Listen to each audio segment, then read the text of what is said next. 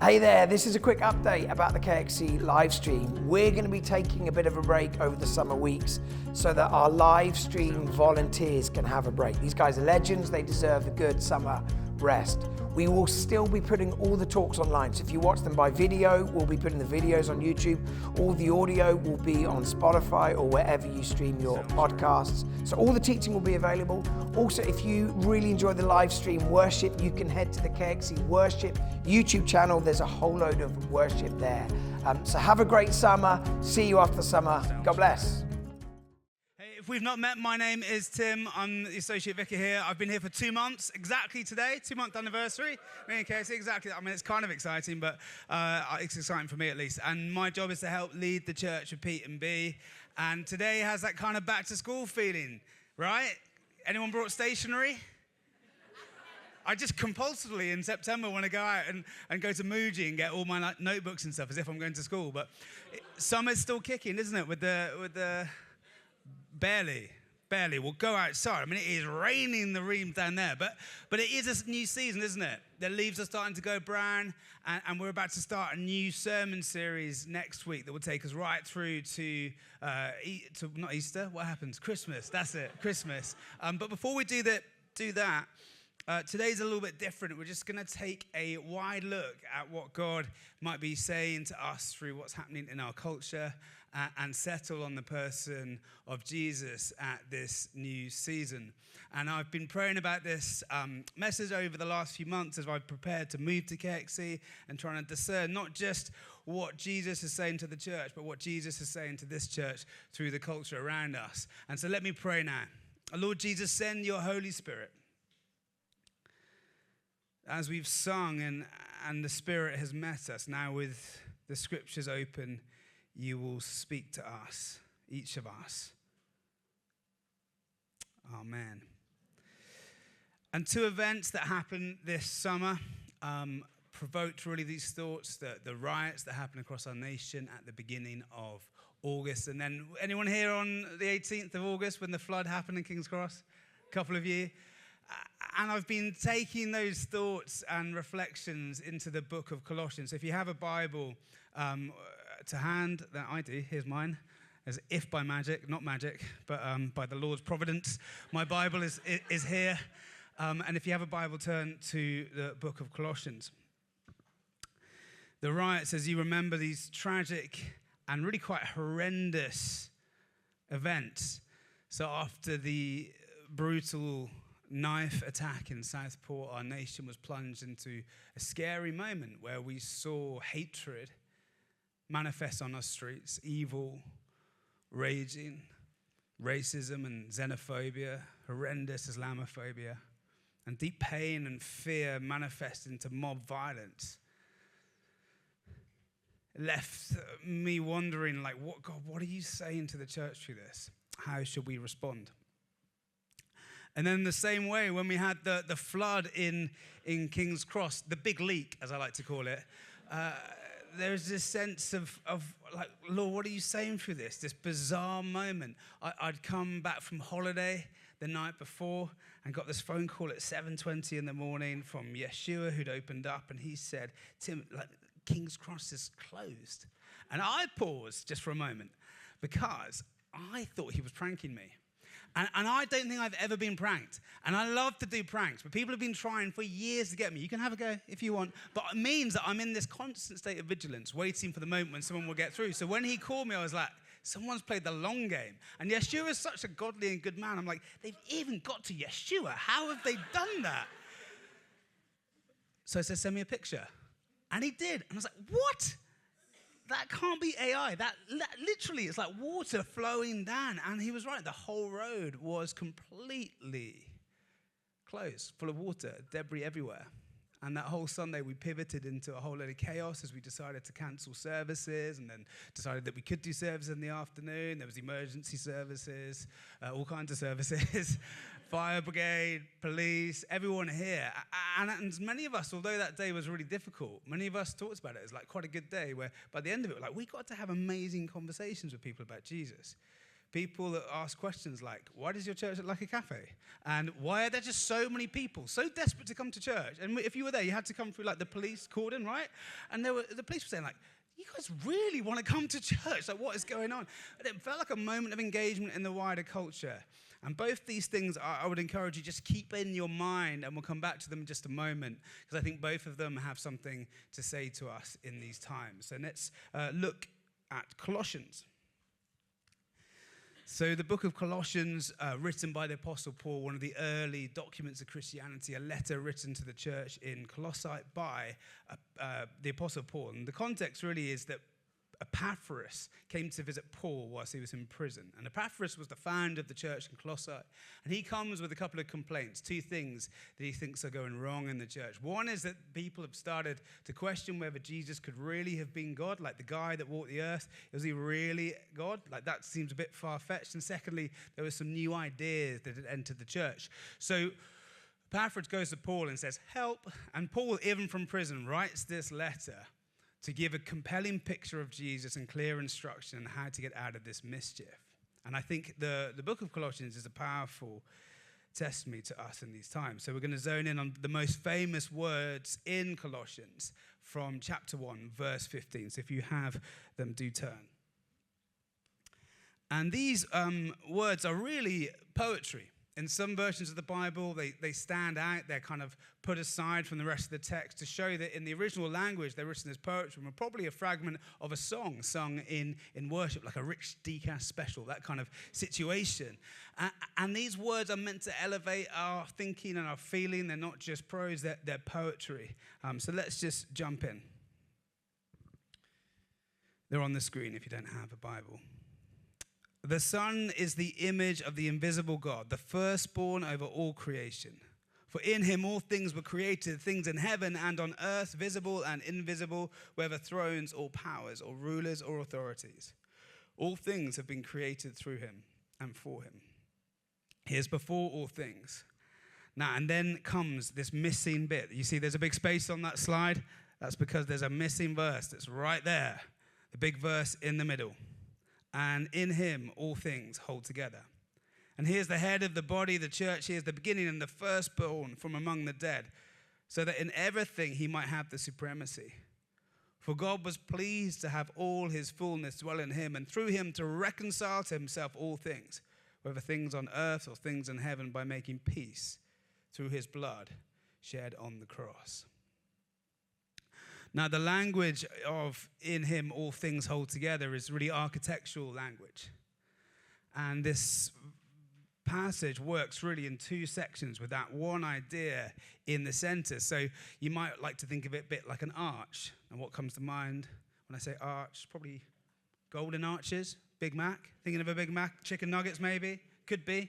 A fish thing, whatever. Anyone get the no, anyway, whatever you're thinking of, that could be it. For me, it's my feet, actually, because I actually have no arches. Like, literally completely fat feet. They look like steak, like just slabs of steak. But probably not podiatry. You're probably still thinking of architecture, like the Arc de Triomphe or the Grand Arch that's in Mumbai, the Arch of India, that great big arch, or maybe in our great city, all those railway arches that have been turned into expensive natural wine bars with exposed brick and tungsten lighting, whether you need a loan to buy olives, those kind of places. Do you know any of those? Anyway, but I'm going to show you an arch more impressive than any of those that I have just mentioned. Are you ready? A little bit of suspense. Oh. Now, I think your silence is actually awed wonder. And you're asking a question I have asked, which is, Tim, why are you a church leader, not an architect? And I don't know. It's a very good question, but that is my arch. And actually, I'm going to say this is probably the best way to understand this passage, because in him all things hold together. It's actually the picture of architecture. It's a picture of building and a cornerstone that holds all things together. And this passage is two sections with one thing that holds it together, just like an arch, a cornerstone. Or you might think of it like a song with two verses and a chorus right in the middle. So let's have a look. 3 words from the first section, the first column, the first verse. Image, firstborn, and created. The word image is the word icon. And at the time, the icon that everyone would know, the image that all people would know, would be that of Caesar. You couldn't spend money. You couldn't go to your town square. You couldn't walk around without seeing one image. We live in an age of unbelievable diversity of images. But at that time, there was one image that was a stamp of Caesar's power. You couldn't literally eat without seeing Caesar's face on your coin. And Paul says Jesus is the image of the invisible God, which is the exterior of the universe, God outside, unmasked and shown to each of us. Now, one of the ideas that Paul was trying to counteract was the idea that God and all the physical stuff was so separate. And in fact, all physical and normal life was so bad that God could be nowhere near it. So this is a pretty controversial idea that God, that the outside, that the everything up there would somehow get involved in normal physical human life. What is God doing in a place like this? But as Christians, we're saying we've seen the face of the Creator, and it's in the face of the one who loves us. It's in Jesus Christ. He's the image of the invisible God. To see Jesus is to see God. He's an image. Secondly, he's firstborn. And this is not so much about biology and history and sort of order of birth. This is a word that signifies status. You see, the firstborn was the primary and the before. The firstborn was the one that carries the father's legacy and inheritance. The firstborn is the one that has authority in the family. And Jesus is the firstborn, Paul says, over all of creation, the one born in supremacy above it all. And lastly, the word created. He's the maker, which means he has authority. As we talk about authorial intention, he has the authority of all things. And that's why forgery is such a tragedy, because it gets so close to the real thing, but it's a deception. That Jesus is the author of all things, has the authority over all things. Things visible and invisible. Thrones or dominions or rulers or powers. And this is big news for Caesar, who thought he was the boss of all things. But Jesus is the creator of everything you see and you can't see. And there are things that are real that you can't see. There are systems and structures and powers and principalities that can't be boiled down to just physical presence, but they're real nonetheless.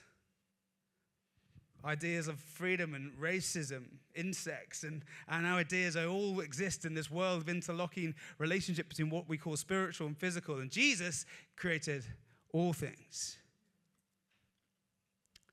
All things have been created through him and for him. And so why is this such a big deal for each of us? Well, it answers two fundamental questions. How you got here and why you're here. You got here by him. And you're here for him. Which is to say, each of you today has a coherent origin and an ultimate purpose. The reason why you are here, the process by which you got here, was Jesus who created you. And the purpose for which you still breathe and exist is to be for him. To set your life as a Christian is to be between those two things, that you were created by him and for him. And it answers the ultimate questions, which takes an awful lot of pressure off life. And if you're still wrestling through those questions, if you're still thinking through who Jesus is and who you are in response to Jesus, then this is the place to be. Because this is the laboratory, this is a school of learning, discovery, of doubting and questioning. But this is the answer of affirmation that Christians ultimately find, that we were made by him and we were made for him. And what a relief when you can say that's true. What a rescue from all the other avenues of life and all the other philosophies, that we were made by him and we were made for him, a coherent origin and an ultimate purpose. And that is why Jesus is worthy of worship. Is alone worthy that we would bow our knee before him. Is alone worthy of adoration and reverence, to put him above everything else, because we were made by him and we were made for him. So that's verse 1. What about verse 2? The second half of this poem. 3 words there: fullness, again firstborn, and then reconcile. In the first verse, Jesus was described as the image. And for Caesar, that was a bit of an overreach, because Caesar was just a guy in Rome eating pizza or something, I presume. I don't know what he was doing, but I always imagined pizza, potentially pizza. When was pizza invented? Anyone know? No idea. Probably not pizza, I'm hearing. But whatever Caesars eat, he's there sat in Rome eating Caesar food and extending his image all over the empire. maybe a Caesar salad. Did you say that? That was it, wasn't it? Great minds. I actually had the same idea. To be fair, you had it 2 seconds before me, but anyway, probably a Caesar salad. Probably a Caesar salad. And so he's there eating a Caesar salad thinking, I'm going to extend my influence upon my empire through my little coins and my statues all over. But it's an overreach because he's just a guy. Jesus is the image of the invisible God, the representation of God. To see Jesus, to see God. But here we see a distinction that's very important because the fullness of God rests in Jesus. Now, God rests in the world. And in the Old Testament, we see ultimately the moment where that happens is in the temple. It's the overlap between heaven and earth, where God, who relates to his creation, steps into a particular place in a particular time. And this is the kind of language that Paul has in mind, that Jesus has become like a new temple where the presence of God is actually there, the fullness of God in Jesus. Not a pale reflection, not an etching on a coin, not a stencil on a wall, but the fullness of God in Jesus. Which means that if you are in Jesus, then the fullness of God is in you. The fullness of Jesus is in you. Wow. From image to fullness, and from firstborn in creation. And in the second verse, he said firstborn among the dead. And that's because although Jesus died, he didn't stay dead. He rose and was the first to rise out of death. And in his body carried the seeds of eternal and ultimate renewal of all things. The second verse is about new creation. If the first verse was about creation, the second is about new creation, and it's rooted in the resurrection of Jesus. The risen body of Jesus is the beginning of that new creation. And it says, and he is the head of the body, the church. He is the beginning of the firstborn from among the dead, which is to say, God is in the church, renewing all things. The image of the invisible God, the fullness of God is in you, us, the church, renewing all things, making all things new. And that is a crazy story and a real kind of head explosion. But it's the heart of the book of Colossians and the heart of what we believe, that the creator of all things has not left them to decay and die, but has sent Jesus, and in him rising from the grave has begun the renewal of all things. And it's been worked out right now through you and me, the church. We are siblings with the firstborn from among the dead. Though we die, we will not perish because we are in Jesus. And lastly, in the first verse, as I said, he was creating and now he's reconciling. It means that every bad and sad thing that is going on is an offense to the renewing power of Jesus. And we are the force that's breathing life into the world. But the phrase is, and God was pleased to reconcile to himself all things. Because he created all things, he's reconciling all things. The scope of creation is the scope of redemption.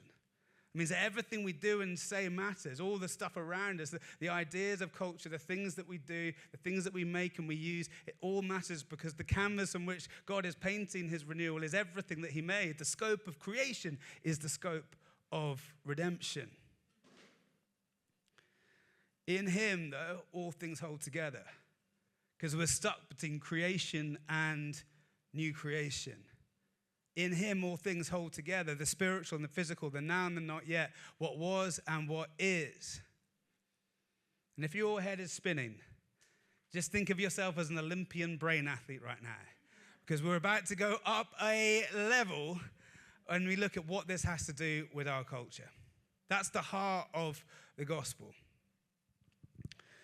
One thing that is held together in Jesus is the universe in particular. And these two words sum up a battle of ideas that really you see played out in every system of human thought. Whether maths or physics, every philosophy and every religion, these two ideas. What do they mean? The universe is the idea that there is something that unites all things.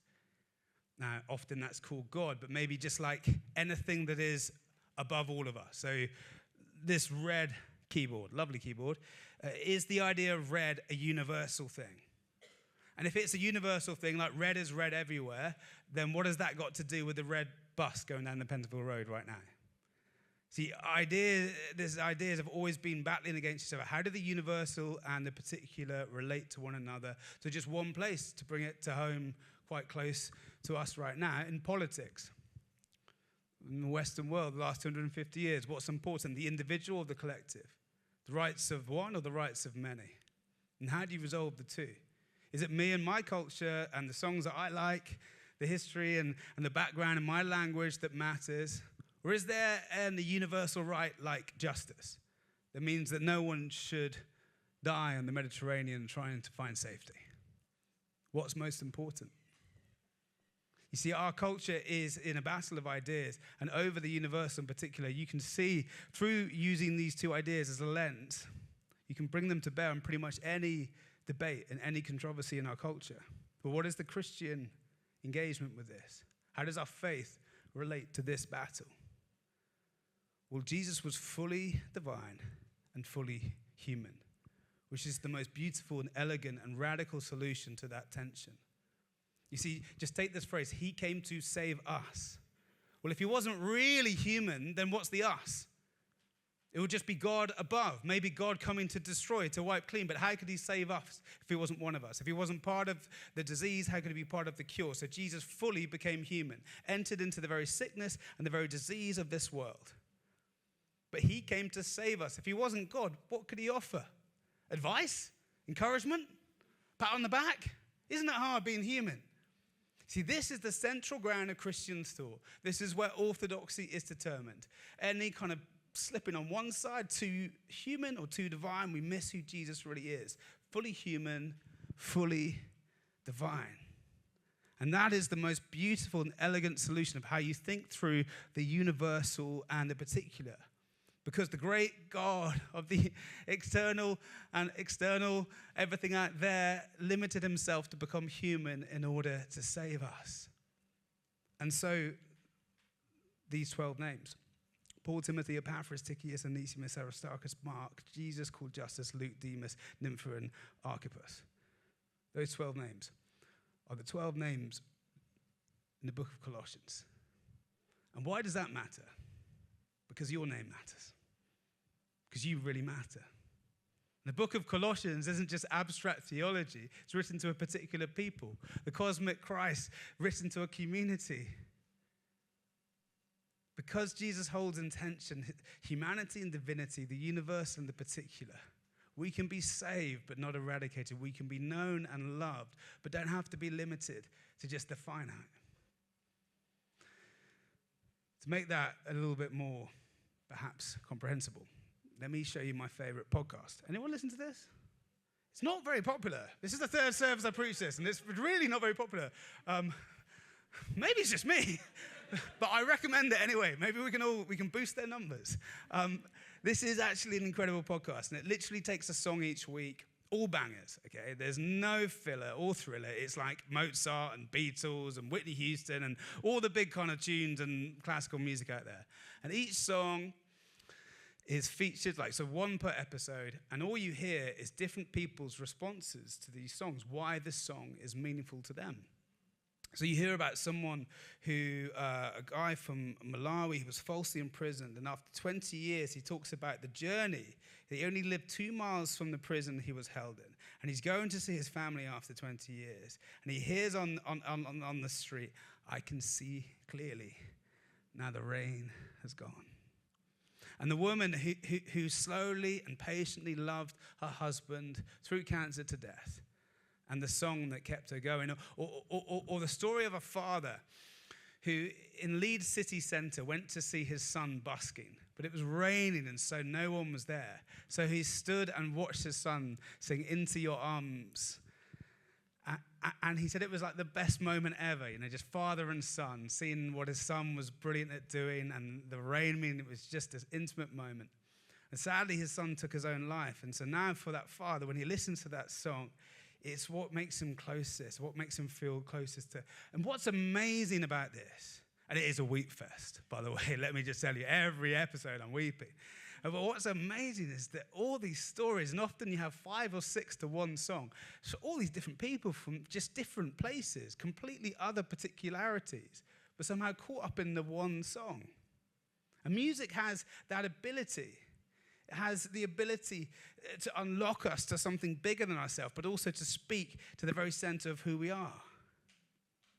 I mean, what's more particular than a song written by one person in one place at one time? But really beautiful songs and brilliant songs seem to speak to all of us in different ways. And I think Paul uses poetry in Colossians 1 because he's trying to represent something of who Jesus is. So he wants to lift you off the page and into worship because Jesus is like the greatest song you could ever conceive of. Able to speak completely, personally, and intimately to each of us. But none of that limiting his power. Something bigger than yourself, something opened up to a larger story, but somehow still so close and intimate. Because in him, all things hold together. Humanity and divinity, the universal and the particular. So do you know that? Do you know that Jesus is like the greatest song that's ever been conceived of? Being played in the key of your life. Maybe you're hearing this music for the first time. Maybe it's a tune you've forgotten. And maybe for you, really, this sermon stops right here because that's what you need to hear today. That Jesus is like a song you need to join in with. And it's awakening the deepest part of you. And in a while, there'll be an opportunity. Maybe it's for the first time for some of us. Maybe it's for like the 51st time. Just to come back to Christ. Just to hear again this creator and this reconciler that loves you and knows you and wants to save you and free you. In him, all things hold together. All things. The particular. Every little thing, every little detail. All things. But hold together. Together. United, universal. And you've made it through most of the Olympics, by the way. The gold medal's on the horizon, but just there's one final step then. How has some of this been outplayed in our culture? Well, there's a problem when we place the particular over the universal. I see this at play in some of the conversation around a cluster of intellectuals and thought leaders that have started commenting on Christianity. In this article in The Spectator asks, is there a Christian revival underway in Britain? Because people like Jordan Peterson and Tom Holland and Ian Hersey Ali and others have sort of turned to different forms of Christianity. Now, even Richard Dawkins, he used to be an atheist, I'm sure, has said recently, no, he is still an atheist, but he calls himself a cultural Christian. And a lot of people commenting on this move and seeing it develop and seeing different people kind of investigate Christianity and get quite excited. You know, is this a work of God? And I think it's compelling and interesting. And if I'm honest, I think God is at work in this.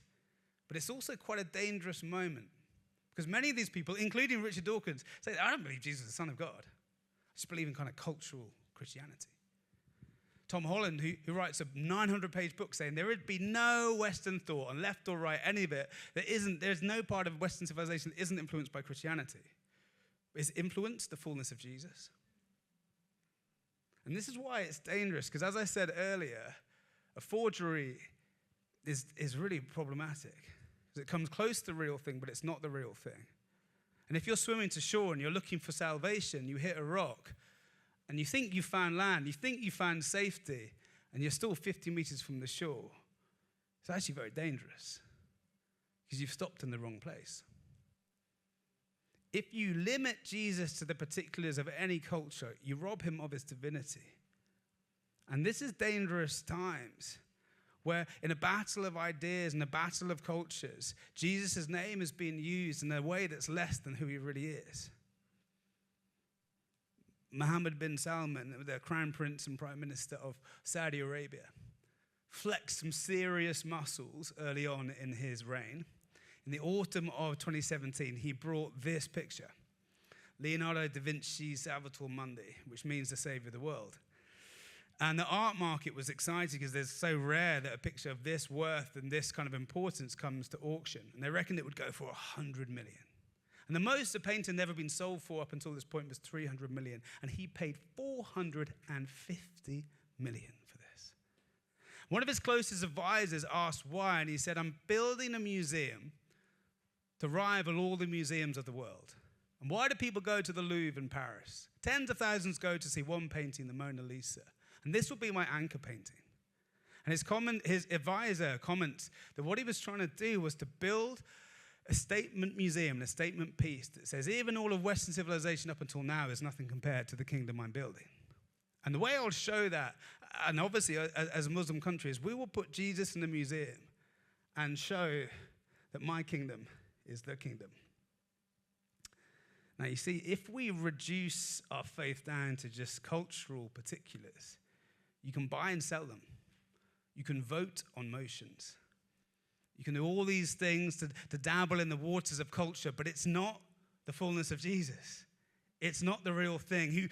Because Jesus cannot be sold. He cannot be framed. He cannot be contained.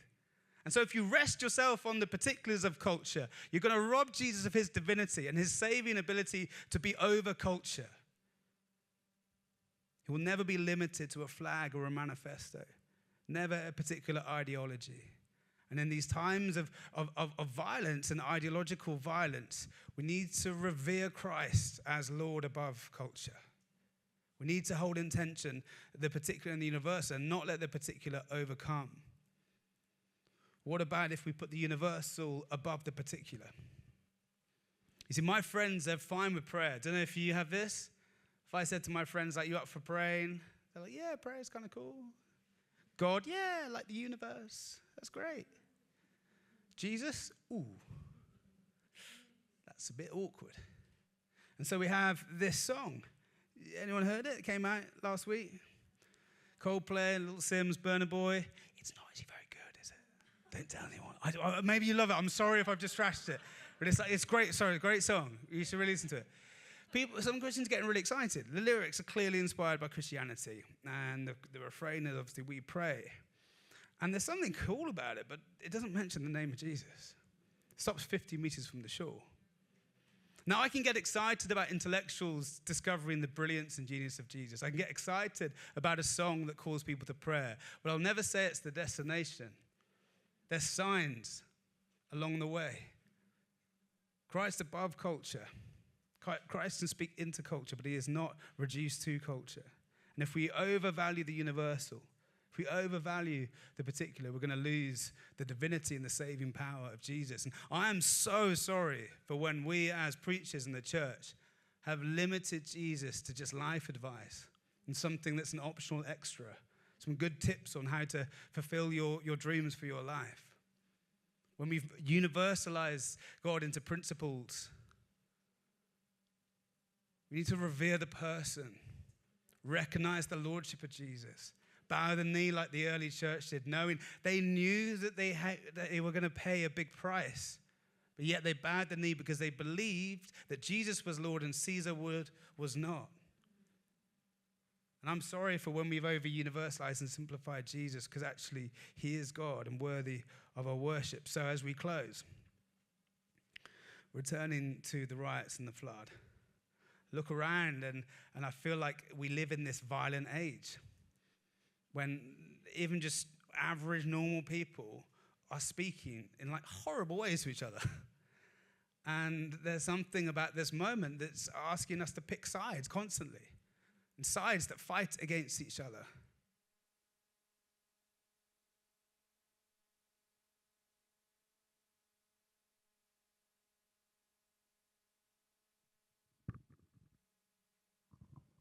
There we go. That's always a concerning sign when you've worn out the batteries, isn't it? Probably a small hint to wrap up. I get the hint, okay? No, I think they really did just run out. The danger of crowds, they reduce us to this kind of mob mentality, and people do things in big crowds they wouldn't do otherwise. We all like to think we're individuals, but just look at any you just Google all this. There's endless psychology studies that show you that crowds have an effect on us. And we lose something of our identity and individuality in crowds. And I'm so concerned about this mob mentality and how we as Christians are going to stand apart. So just 3 quick ways we can follow Jesus in this age of riots and mobs. First, remember that Jesus sees the individual. Remember those 12 names. Remember the 12 names in the book of Colossians. Jesus doesn't see positions. He sees people. And we need to move beyond defining people by ideas and identity constructions that dehumanize them. Like, do we call someone a rioter? Do we call someone an immigrant? Yeah, maybe from afar, but if we were to become their friend, we would want to know their name and their story and treat them with dignity and open our ears to hear them. Jesus elevates the marginalized and those that were just reduced to categories that dehumanize them. And in that culture, leper, woman, tax collector, sinner. Jesus saw through that and spoke to people. I think if we're to follow Jesus in this age of dehumanization, we have to see individuals through the crowds. And secondly, Jesus exceeds the crowd. One of the first things to go in crowds is compassion, because we feel we're unaccountable and we stop seeing individuals. Crowds stop us from seeing who people really are. But Jesus, it says in Matthew 9, when he saw the crowds, he had compassion on them because they were harassed and helpless like sheep without a shepherd. Because he's greater than the crowd, he can have compassion on the individuals within it. He exceeds the crowd and cuts through. He's prepared to be different, marked out as someone else. And that's our calling at this time. To not be reduced to the mob, to see individuals. Lastly, Jesus makes peace. The last verse that I read was that for God in Colossians 1, verse 20, for God was pleased to have all his fullness dwell in him and through him to reconcile to himself all things, whether things on earth or things in heaven, by making peace through his blood shed on the cross. This age of warring ideas, who are the people that will make peace? Who are the people who will build for peace, not more violence? Where are the people who don't want to just win arguments, but want to demonstrate the radical love of Jesus?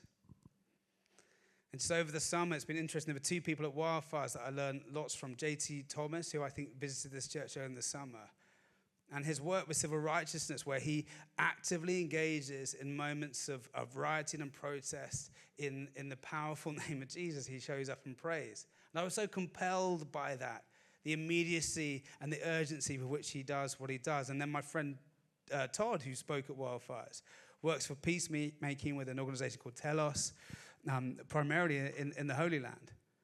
And on their website, you'll find these principles and practices for peacemaking. And what I was amazed by with Todd was the opposite of urgency, the patience and the process with which they're determined to make peace.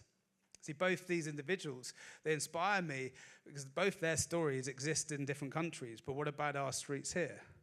What about the pubs around here where ideas are argued and hatred is being worked out, where violence is being fostered, as people discuss and discuss each other as enemies and look at people like others rather than friends? Are we there? Are we making peace? What will happen the next time our country sees riots? Where should we be as a church? What does this mean for us to make peace? Well, I think we must remember the passage tells us to look to Jesus. It's Jesus' peace through his blood shed on the cross. And I had quite a personal encounter with this before being here. We were in Bow. I was a vicar in Bow. And almost exactly the first Sunday in September 2 years ago, I woke up to find out that a young man had been killed in a gang fight just around the corner from where we lived. And a couple of days later, my wife ran into his mum. And I ran out and I went to go and to meet her. And I threw on my collar, like Anglican vicar thing here. And we became friends. And we ran this vigil the following Saturday. Hundreds of young people came from 8 in the evening to 3 in the morning, just to remember and to mark this tragic moment. And off the back of that, his parents asked me to do the funeral. And I was aware there was all sorts of different tension in the community, different gangs were involved, and it was going to be a difficult time. Hundreds of people be there, there was private security and police. And I felt I should preach on this passage. But before I got up, one of his relatives really gave a call for revenge and called all those to shed blood. And I thought at that moment, honestly, I'm not qualified. I got nothing. And I remembered why I put a collar on, why I made sure I put a collar on before I went to meet his mum, because I'm pretty realistic about this. I look like a policeman.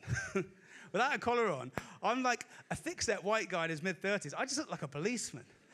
And so working in a place like Bow in different communities, I know that actually the collar represents that maybe he's not a policeman.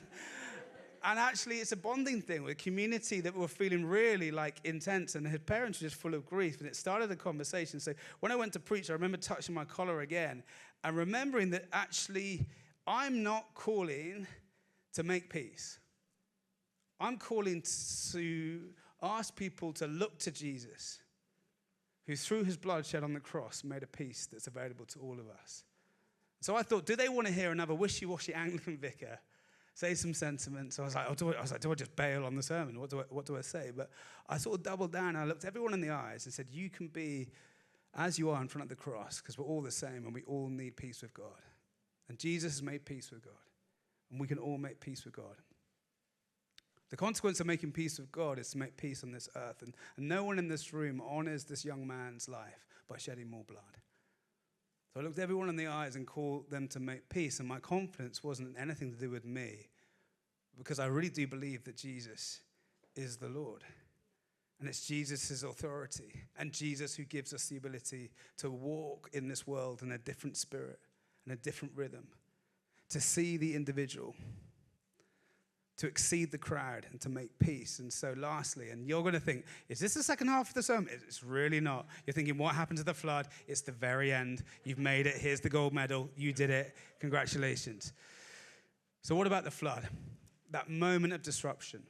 Well, there are many images in the Bible for what water represents, but more than anything, it comes to mean the spirit and the life-giving power of Jesus as he renews all things. And I'd cycled down the road, down Pennsylville Road 2 weeks previously on the way to leading my first staff prayers, and I'd prepared something that I thought was pretty good. But I felt the Spirit remind me of the river of God in Ezekiel 47, a picture of God's blessing on the earth and the arid places becoming alive. And then literally 2 weeks later, that's what happened in exactly the same spot. So I thought, maybe God, you're trying to get my attention. And so when I stood on the 18th of August and looked across King's Cross and saw the disruption and the chaos, but also the church externalized and outside of this building. Many of you stood on street corners talking to the police. We had coffee out all morning. We had the toilets open. And many of the people there were just like, what is going on? These people really seem to want to come to church. And I wondered if that's what it might look like. Rather than competing in this age of ideological violence, rather than fighting, we need to be ready to respond. That the Spirit would draw us to pivot when the world's, literally, this was like a 150-year-old sewer system broke. Like the whole world there's moments like every week where you see the world system just breaking, but are we ready to go where the Spirit would lead us, to be available, to be servants? Hi there, we're Pete and B. Thanks so much for joining us online. We would love to connect with you in person. So if you want to join us in person for a Sunday service, you can find all the details on our website, kxc.org.uk/new. Can't wait to connect.